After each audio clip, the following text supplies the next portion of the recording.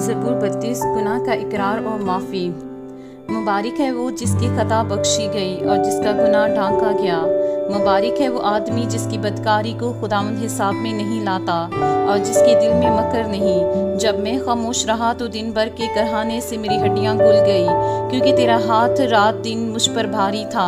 मेरी तरावत गर्मियों की खुश्की से बदल गई। मैंने तेरे हुजूर अपने गुनाह को मान लिया और अपनी बदकारी को ना छुपाया। मैंने कहा, मैं खुदावंद के हुजूर अपनी खताओं का इकरार करूँगा और तूने मेरे गुनाह की बदी को माफ़ किया। इसलिए हर दीनदार तुझसे ऐसे वक्त में दुआ करे जब तू मिल सकता है। यकीनन जब सैलाब आए तो उस तक नहीं पहुँचेगा। तू मेरे छुपने की जगह है, तू मुझे दुख से बचाए रखेगा। तू मुझे रिहाई के नगमों से घेर लेगा। मैं तुझे तालीम दूंगा और जिस राह पर तुझे चलना होगा तुझे बताऊंगा। मैं तुझे सलाह दूंगा, मेरी नज़र तुझ पर होगी।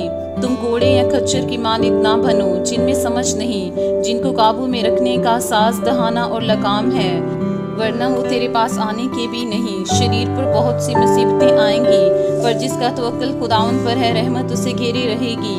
ऐ सादको खुदावंद में खुशो खुरम रहो और ऐ रास्त दिलो खुशी से ललकारो।